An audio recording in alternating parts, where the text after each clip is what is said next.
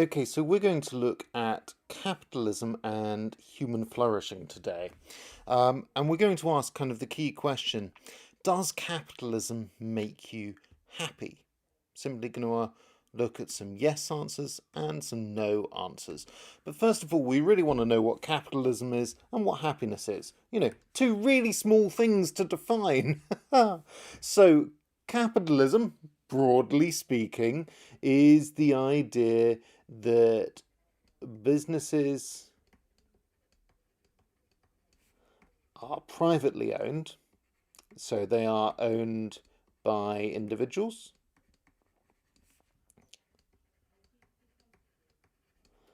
and they at least aim to produce a profit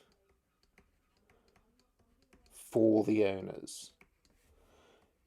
So the profit is kind of the money left after you've taken away the costs. Happiness, that's a little bit harder to define. You know, we can define capitalism, no problem. That's an okay definition for 30 seconds worth of our time. Happiness, on the other hand, well, that's been something that's been up for debate for thousands of years in philosophy. Depends who you listen to. If you listen to a utilitarian, it's essentially pleasure, right? If you listen to a virtue ethicist like Aristotle, it's what he calls eudaimonia, which is essentially human flourishing. So I'm going to give you a very broad definition here. I'm going to just say happiness is living a full human life. Now, the word full there is really important. You might see that as kind of self-actualization, as being the best person that you can be. You might see that as having as much pleasure as you can. That's what I mean by broad, okay? So I've left it kind of open, best I can. Now, let's return to our question. We're looking here at, does capitalism make you happy? The real, question we're asking here is, can you flourish as a human being in the context of capitalism and consumerism? Well, let's first of all look at some people who say yes. We're going to start with Matt Ridley. Now, Matt Ridley, in his book, The Origins of Virtue, argues that essentially free enterprise, the ability to do as we want, allows us to act responsibly. So the idea here is less government interference.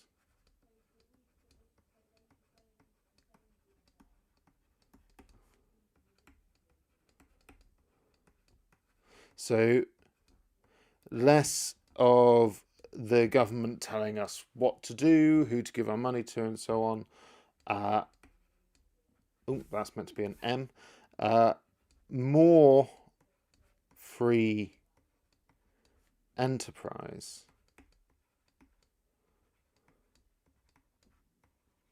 So capitalism together lead to happiness. Now, they lead to happiness in the sense that if you own the stuff, he thinks, then you'll look after it. So for instance, he looks at fishing, and the problem being, of course, the seas are massively depleted in terms of fish. Right, there are fewer and fewer fish around in the ocean, and the reason there are fewer and fewer fish around in the ocean, he thinks, is not capitalism per se, but it's rather, so not capitalism just as a thing, it's rather a mix of capitalism, loads and loads of people competing over the same sea, and so no one feels a need to look after the sea. In fact, if everybody's called the tragedy of the commons, if everybody's after the same amount, they'll destroy it. He thinks that if we own parts of the sea, and this is just an example, what the result is that we will look after that and make it sustainable so it's profitable for us for longer. He thinks if the whole world were like that, if the whole world were capitalistic and owned privately, we would be more responsible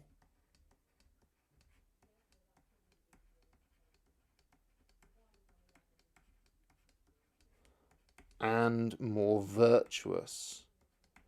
Through free trade, he says, we would trust each other more.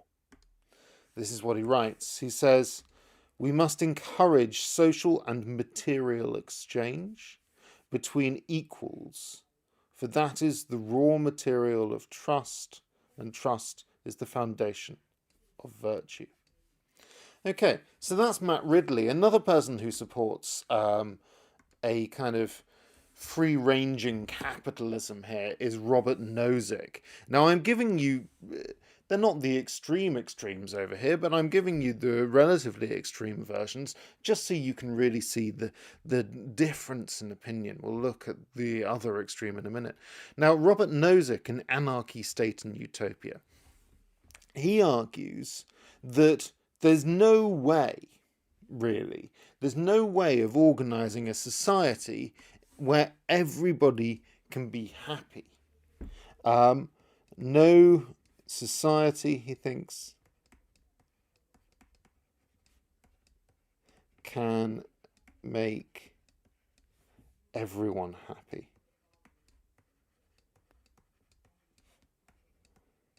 To illustrate that, he says, look, I'm just going to give you a random list of names. So imagine a few celebrities, everybody from, say, Rihanna to David Attenborough, and imagine yourself, imagine your parents, all on a list. Now try to design a set of rules for living that will make everybody on that list happy. You can't, right? The point is that people are too diverse, too different for us to be able to generate a set of rules that everybody would be happy with. He actually thinks that that a welfare state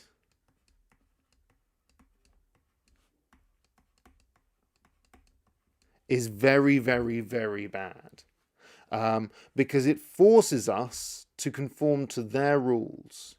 He says a welfare state is really no different to a mafia state.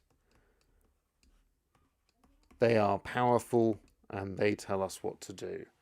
That is very, very dangerous indeed. He thinks instead that we should have as much freedom as possible.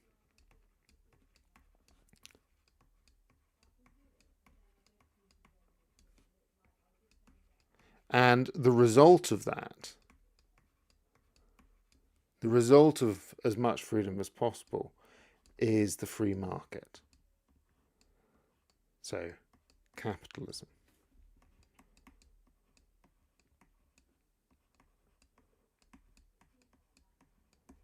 Okay, so those are some kind of arguments for the naturalness of capitalism, for the usefulness of capitalism.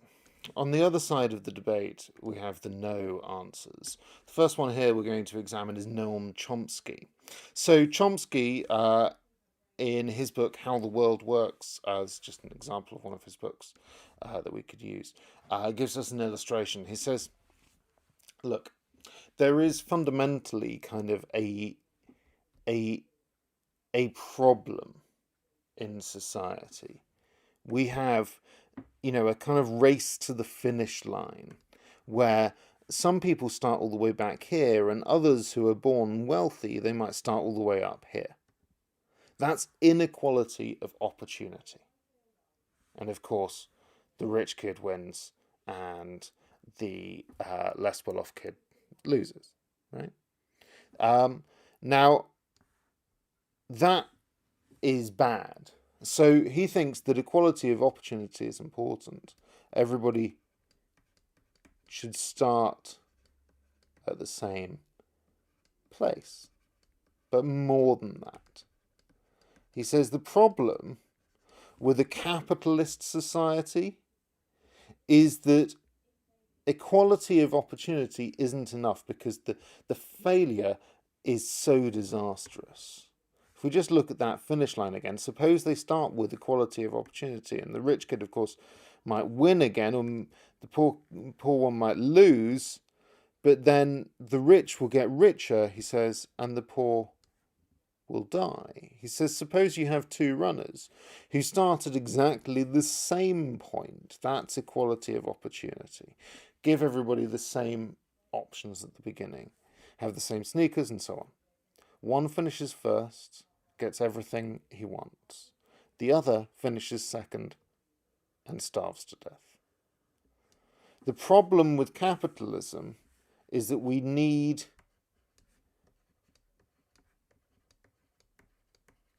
some sort of huge safety net.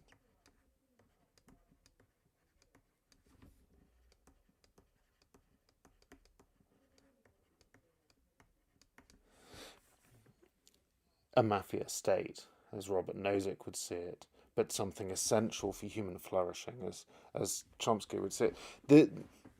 I suppose Chomsky's criticism really is this, that capitalism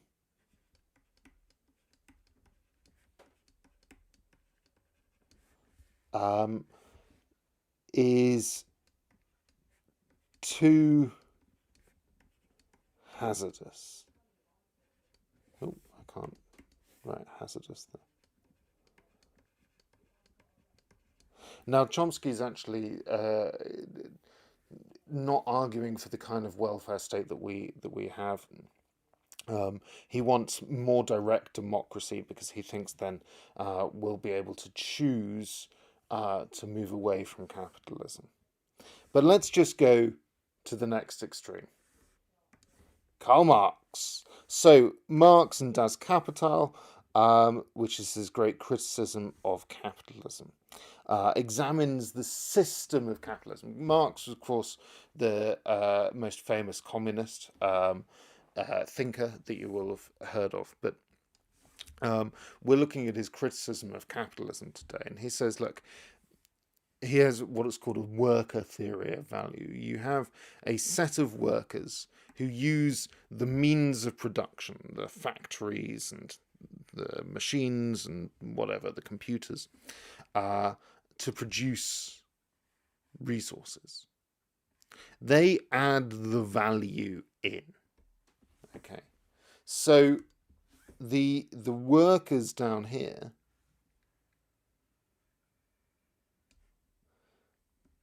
plus the means of production produce this, the stuff, right? But then that stuff is called profit, and there are two kinds of recipients. There are the workers themselves down here, and then there are the owners of the means of production, the privately owned stuff, right? But the workers will only get a small amount of money, whereas the owners of the means of production will get everything else. Marx thinks that capitalism is exploitative. So that means it is unfair to the workers.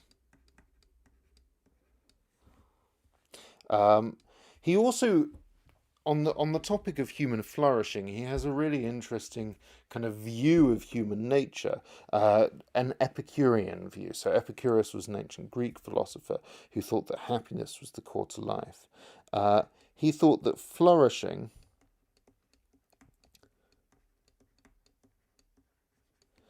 was essentially being part of a community and contributing to that community. And he thought that capitalism undermines that.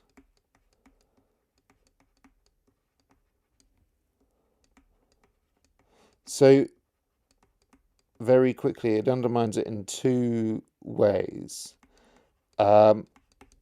Partly it undermines it by making the workers here produce not a thing that they can say, look what I've produced for the community, but an element of a thing. They are putting numbers into a machine, or they are screwing the same thing onto a thing again and again and again along a production line. So they don't feel like they can contribute meaningfully to society. But also, it breaks up communities by getting the workers to compete for jobs and compete for promotions. By keeping the workers divided, the capitalists get to exploit the system, and thereby also undermine human flourishing. So there we are, two arguments against capitalism producing human flourishing, and two arguments for kind of a free state producing flourishing and capitalism.